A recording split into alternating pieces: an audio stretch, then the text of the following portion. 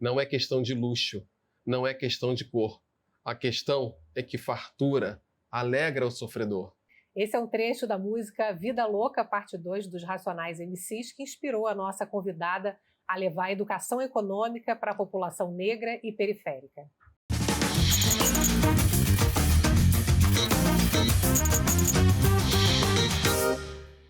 A nossa convidada de hoje é a Gabriela Chaves, da plataforma No Front Empoderamento Financeiro. Gabriela, muito bom te receber. Obrigada por ter vindo. Obrigada. Gratidão pelo convite, é uma honra estar aqui, estou muito feliz.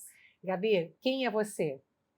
Eu sou Gabriela Chaves, sou economista, venho do Taboão da Serra, cresci na periferia e foi a partir das oportunidades, a educação transformou muito minha vida, assim, sabe? Então, eu pude ter acesso a uma educação de qualidade, consegui acessar o ensino superior, isso teve uma transformação muito radical na minha vida, acessei esse universo da economia, dos investimentos, comecei a trabalhar no mercado financeiro e descobri que as pessoas conquistavam as coisas a partir dos investimentos. E foi aí que eu comecei a me incomodar um pouco com essa questão do mercado financeiro e estou trabalhando para a democratização desse campo desde então. Gabi, a gente começou com um trecho do rap do Racionais MCs, né? O que significa o rap para você? O rap é fundamento. O rap, ele me formou intelectualmente muito antes de eu acessar a universidade. Antes de eu entender o que era economia em termos formais, eu aprendi questionamentos muito importantes que estavam nas músicas do Racionais, sabe? Então, eu aprendi com o rap sobre história do Brasil, sobre cultura negra, sobre valores dentro da periferia, sobre a riqueza da nossa cultura. Então, acho que o rap ele é um fundamento muito importante para a cultura periférica, para a cultura negra. O hip hop é um movimento mundial e, no caso brasileiro, a gente tem grandes nomes assim para mencionar e que constroem valores muito importantes. Assim. Você tinha quantos anos quando você descobriu o rap? Meu primeiro show do Racionais foi aos 6 anos de idade. Meu pai era muito fã de rap e aí ele levou a gente num show na pracinha do Pirajussara, lá no Taboão da Serra. E acho que foi a primeira vez assim que eu tive contato. Eu era muito pequena, não entendia assim com profundidade o que estava acontecendo, mas eu gostei muito da ousadia, assim. O rap ele traz uma coisa da gente sentir orgulho de quem a gente é, de onde a gente veio. E foi assim, uma paixão à primeira vista. Aí você estava com seu pai só no show ou tinha mais gente da família? Não, meu pai ele levava a gente, que eu tenho uma irmã mais nova, e ele pegava eu e minha irmã e levava para os shows. Na década de 90 tinha muitos shows em praças públicas. São 4 irmãos, é isso que você tem, né? Você nasceu em Embu das Artes e depois você foi morar em Taboão da Serra. Exatamente. Que é perto do Capão Redondo. Conta um pouco como é que foi a tua origem, né? De onde você cresceu, como é que era ali a relação com a família? Eu nasci num hospital em São Paulo, mas a minha família, essa primeira infância, eu cresci no Embu das Artes. Só que uma parte da família do meu pai mora até hoje entre o São Luís e o Capão Redondo, que são 2 bairros que já foram considerados entre os mais perigosos da cidade de São Paulo, mas também são lugares onde essa cultura do rap ela é muito forte, né? O próprio Racionais MCs vem da região do Capão Redondo. Então, era muito natural, fim de semana a gente estava sempre no São Luís, no Capão, visitando nossos primos, nossas tias. E eu cresci nesse contexto, assim. Foi quando, aos 10 anos de idade, que eu consegui uma bolsa integral numa escola particular de São Paulo. E aí eu comecei a atravessar a ponte mais, assim, né? Para ir para essa escola, eu tinha, às vezes, que pegar 2 ônibus. Então, foi assim que eu cresci, assim, num contexto da periferia, num contexto de escola pública. E foi nesse segundo momento que eu tive essa oportunidade de ter acesso aí a uma educação de mais qualidade. E essa bolsa transformou de que forma a sua vida e a vida da sua família? Foi fundamental, assim, ter uma educação de qualidade possibilitou, por exemplo, que eu acessasse o ensino superior, né? Eu estudei numa faculdade privada com bolsa integral, graças ao ProUni, E isso só foi possível em função dessa educação de base, assim, sabe? Então, eu entro no ensino superior sendo uma das primeiras da família a conquistar esse espaço, mas em seguida eu consigo também puxar, assim, né? Minha mãe se formou no ano passado Que em legal. serviço social e eu pude apoiar ela a fazer toda a O graduação. que a sua mãe fazia? Qual era a profissão dela, do seu pai também? A minha mãe, ela era costureira, né? Ela não tinha terminado o ensino médio, então ela tinha uma dificuldade muito grande de se inserir profissionalmente.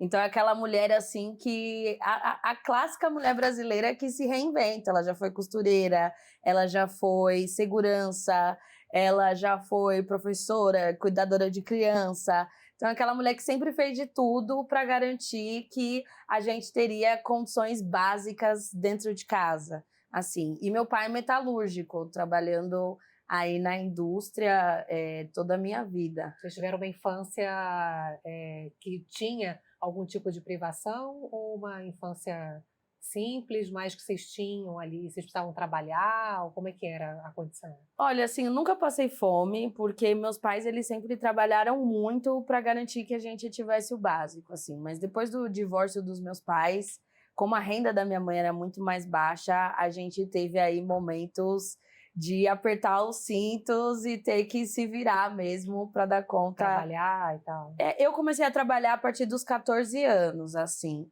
Muito por uma questão da educação financeira que a minha mãe criou em mim, assim. Ela sempre falou, olha, eu posso te dar esse tênis que é o mais barato. Se você quer um tênis mais caro, você precisa trabalhar, você precisa fazer o seu dinheiro, porque a minha responsabilidade é te vestir, é que você tenha o que calçar.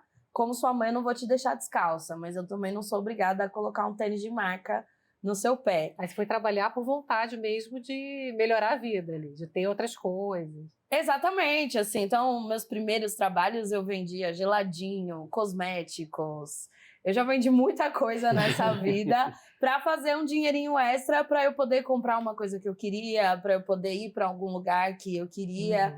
É a partir aí do ensino médio que eu começo a trabalhar para valer e contribuir dentro de casa. E inicio aí essa vida profissional que vai até hoje. Agora, é verdade que você queria, com 10 anos, ser presidente do Brasil? Sim. O que você queria transformar? Me fala, o que se passava lá na sua cabeça naquela época? Enfim, como eu saí de uma escola pública para ir para uma escola particular, a desigualdade, ela sempre foi uma coisa muito latente, assim, sabe? Eu conseguia ver a diferença de infraestrutura entre a escola que eu estudava e a escola que eu comecei a estudar. Inclusive tem uma história que você ficou muito preocupada logo nos primeiros dias de aula, não foi? Exatamente. Quando eu entrei nessa escola particular, a primeira aula era de matemática e era uma aula sobre operação com fração. E eu nunca tinha visto uma fração na minha vida. Então foi um momento que eu entrei em pânico, eu falei, eu não vou conseguir acompanhar essa escola, não vai ser fácil para mim. E a minha mãe falou, olha, eu trabalho muito para te dar a oportunidade de só estudar. Então, você vai sentar e você vai entender esse negócio de matemática. Eu não tenho como te ensinar. E virou economista. Mas você virou uma aluna boa em matemática. Foi isso, assim, a matemática se transformou numa força. Eu tive que estudar muito para correr atrás, assim, da matemática básica que eu não tinha tido na escola. E aí acabou se tornando uma força, assim. No final da escola, a matemática era a matéria que eu tirava de letra, assim, que eu tinha mais facilidade. Quando eu estava prestando vestibular, eu queria ser juíza, na verdade. Eu achava que, como juíza, eu ia poder ajudar a resolver os problemas da sociedade. E dentro do processo seletivo, com a nota que eu tive no Enem, eu me classifiquei para a Bolsa em Economia. Eu não sabia o que era um economista na época. Eu lembro que eu falei assim, eu não quero trabalhar em banco, não. E eu falei isso para um professor de língua portuguesa. Eu falei, eu consegui uma bolsa em economia, mas eu não sei, eu não tinha referência de economista, eu não conhecia nenhum economista, não sabia o que era a profissão. E aí esse professor arregalou o olho e falou, não, você não pode fazer isso, você vai tentar. Se você não gostar da faculdade, eu te ajudo a conseguir uma bolsa num cursinho, mas você pelo menos tem que tentar. E eu sou muito grata, assim, por esse esforço que ele fez, porque eu realmente me apaixonei pela economia. E o que você acha que na faculdade transformou a sua visão, assim, econômica? Eu encontrei respostas. Eu encontrei na faculdade de economia respostas para perguntas que tinham sido levantadas lá na discografia dos Racionais MCs. Quando você pega, por exemplo, uma música como Fim de Semana no Parque, né, que eles estão narrando, olha só os ricos se divertindo e a gente sem nenhuma opção de lazer. Essa problemática da desigualdade, ela já estava colocada desde a discografia dos Racionais. Mas quando eu entro na faculdade de economia, que eu vou estudar o capitalismo, por exemplo, eu consigo entender de onde vem isso, por que o sistema é assim. E eu consigo entender também que a economia é uma ciência humana, não tem nada cravado na pedra, diferente da física e da matemática, que você tem uma série de certezas. Quando a gente fala de economia, a gente está falando de relações humanas, a gente está falando de contratos sociais, a gente está falando de convenções sociais. Então, eu consegui não só entender um pouco mais da realidade, como é que as coisas funcionam, me trouxe respostas muito importantes, mas também eu vi que tem uma possibilidade de intervir nessa realidade, de trazer uma perspectiva que as pessoas não costumavam ter, né? A economia foi, durante muitos anos, e ainda é um campo dominado por homens brancos, né? Na minha turma da graduação, eram 50 alunos, dos quais eram 40 homens e 10 mulheres. E mulher preta, então, raridade, Duas, né? entendeu? Duas. Aliás, você teve uma experiência no mercado financeiro. Imagino também que tenha sido uma experiência, no mínimo, bastante diferente do que você hoje faz, por exemplo, né? Conta um pouco de como é que foi a experiência no mercado financeiro. Sim, eu comecei a trabalhar no mercado financeiro e eu decidi que eu ia aprender o máximo que eu pudesse, assim, porque foi um universo paralelo que se abriu, onde as pessoas, elas conseguiam conquistar as coisas a partir do investimento. E eu cresci ouvindo que a gente precisa se endividar para ter qualquer coisa nessa vida. Então, conhecer essa nova perspectiva foi uma coisa muito transformadora para mim. Eu entendi e decidi, eu falei, não, pera, eu tenho que entender esse negócio para eu conseguir traduzir para pessoas que vêm da mesma realidade que eu.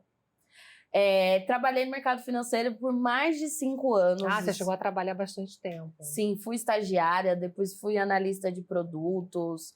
Trabalhei por 5 anos e até o momento em que eu descobri, infelizmente, uma discriminação salarial. Eu ganhava menos do que um homem branco na mesma posição que eu.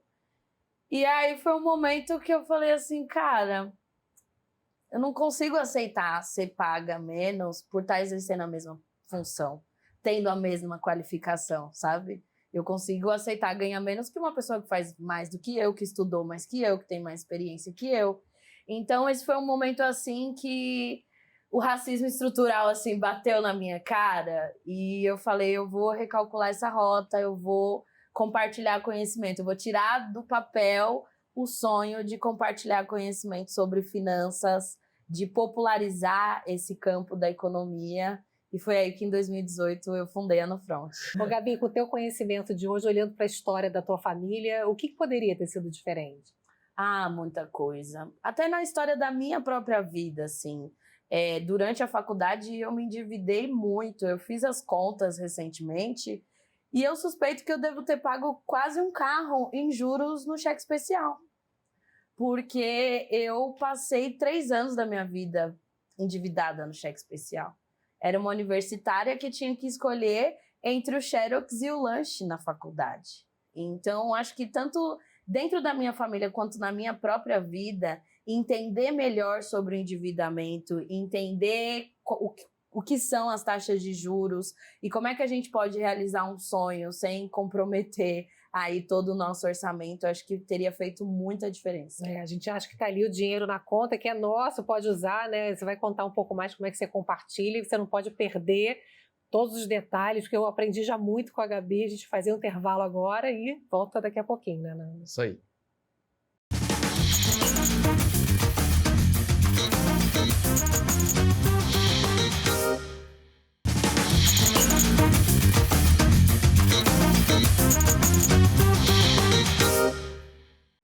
Voltamos aqui com a nossa convidada Gabriela Chaves, do No Front. Gabriela, em 2018 você fundou a No Front. Fala um pouquinho sobre ela. Sim, eu tinha esse sonho de compartilhar a educação financeira, de ver as pessoas falando sobre investimento na periferia. E aí eu comecei a pensar como conectar as pessoas com uma discussão que distancia, né? Você fala de finanças, as pessoas já pensam em matemática, em contas difíceis e não querem mais engatar essa conversa. Então comecei a pensar como aproximar a periferia dessa discussão, desse mundo da economia. E essa associação com o rap, ela foi muito natural, assim, pelo rap ser um elemento que me constitui, que constitui a minha identidade. Como é que você teve essa ideia, né? Porque é muito diferente esse método de ensino, né? Eu comecei a pensar como mostrar para as pessoas que, apesar da economia ser um assunto que é dito como um assunto da Faria Lima e dos centros urbanos, como explicar que a dona de casa ela também é um agente econômico importante, como explicar que a pessoa desempregada é um agente econômico relevante, como explicar que o estudante é um agente econômico relevante.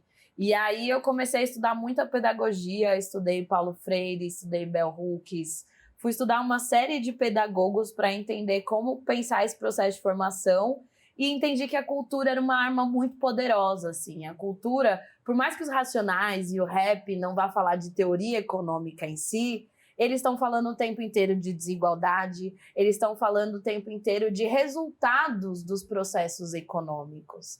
Então, eu falei, vamos juntar economia e finanças e desenvolver esse método que usa a discografia do rap. E hoje a gente já desenvolveu para conseguir utilizar o funk, o tecnobrega, a gente consegue utilizar aí a cultura como um elemento, uma porta de entrada para a gente falar de finanças e de economia. Bom, como já diria Racionais MCs, o triplex pra coroa é o que o malandro quer e não só desfilar de Nike no pé. A gente quer andar bonitinho e pá, queremos, mas a gente também quer morar com dignidade. Na verdade, isso é o que a gente mais quer. Principalmente pra gente que é periférico, que é de quebrada, a casa própria sempre foi vista como um patrimônio que a gente precisa lutar muito pra conseguir, que é resultado de muitos anos de trabalho, inclusive das gerações anteriores, dos nossos pais, mães, avós. Então a gente precisa ter a visão que para se organizar, para conquistar esse bem que é tão importante, que dá segurança, que dá conforto para nossa família, a gente precisa se organizar.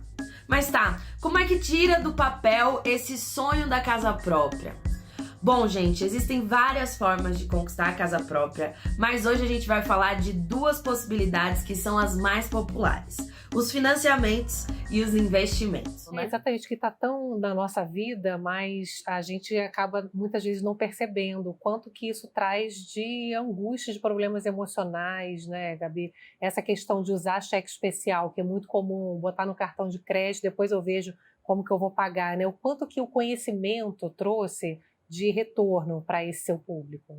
A gente tem resultados assim incríveis. Primeiro que a gente tem uma abrangência etária muito grande, assim, a gente tem alunos dos 16 aos 70 anos de idade. E a cultura tem esse poder de conseguir conectar pessoas de diferentes faixas etárias, diferentes realidades de vida. E nesse nosso processo a gente já atendeu pessoas com 22, 20 anos que deviam 3 salários no cartão de crédito. E num período de menos de um ano a gente conseguiu reverter esse endividamento em investimento e essa pessoa conseguiu pagar um intercâmbio. Que legal. Assim, num período de um ano. Então, assim, nesses 5 anos a gente já conseguiu tirar muita gente do endividamento e ajudar muita gente a realizar sonhos, assim, sabe? Que vão desde reformar um banheiro, fazer uma viagem.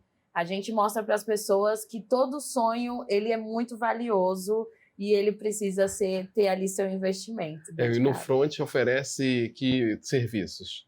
A gente oferece cursos, palestras, workshops para pessoas físicas e também para empresas, né? Hoje a gente está estruturado em 3 frentes. Então a gente trabalha com educação financeira, workshops para pessoas físicas. A gente também tem uma frente de atender empresas, onde a gente trabalha programas de formação para os colaboradores, entendendo aí que um funcionário endividado ele pode trazer um prejuízo para a empresa em termos de perder a produtividade, estresse e tudo mais.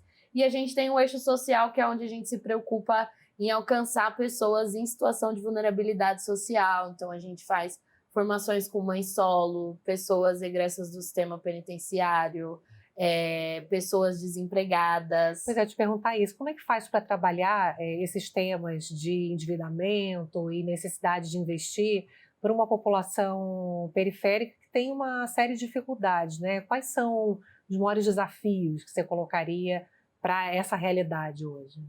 Eu acho que o maior desafio é partir da realidade das pessoas. Infelizmente, a gente tem muitos educadores financeiros no Brasil que vêm de uma realidade de classe média alta, e não se debruçam em entender a realidade do povo brasileiro, assim. Então, eu acho que quando a gente fala de finanças, de organização financeira, a gente não pode romantizar, sabe? A gente tem uma realidade de um salário mínimo hoje que ele não alcança a média do aluguel das principais capitais do Brasil, né?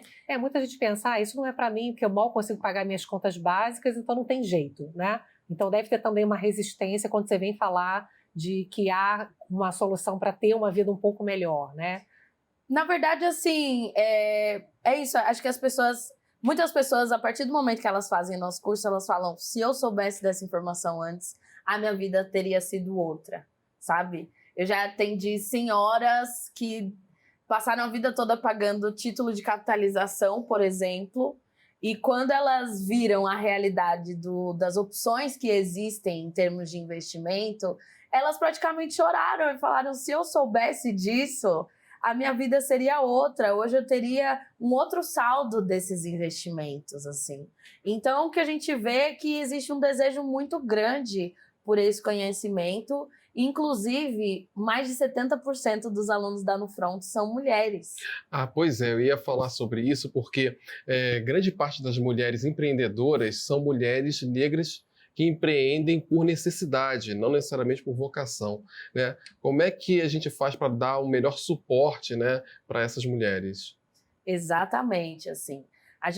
Primeiro a gente precisa entender o quanto que o desemprego no Brasil ele tem uma dimensão quase que crônica, que mantém aí uma parte importante da população nas relações de trabalho informais, sem nenhum tipo de direito ou de garantia. E as mulheres negras, elas têm uma representação muito grande dentro desse grupo, né? Para a gente olhar, por exemplo, a realidade das domésticas. Então, a gente vê que esse conhecimento ele é extremamente valioso, assim, por parte das mulheres negras, porque ele constitui uma ferramenta de sobrevivência, né? Como é que eu vou empreender se eu não sei fazer a gestão das minhas contas pessoais? Se eu não consigo administrar as minhas contas básicas da minha casa, assim? Então, a gente vê que esse conhecimento, ele tem um potencial estratégico muito grande quando o assunto é mulheres. A gente tem muitas mulheres hoje que não conseguem sair de uma situação de violência doméstica por conta da dependência econômica.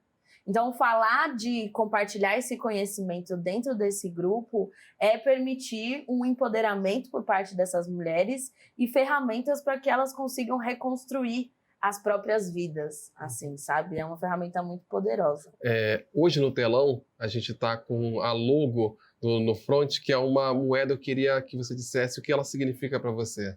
Sim, quando a gente começou a Nufront 5 anos atrás, eu queria pensar em como trazer a cara das mulheres para o dinheiro, assim, como que a gente pode falar de finanças a partir de uma perspectiva que necessariamente inclua as mulheres e a população negra no Brasil.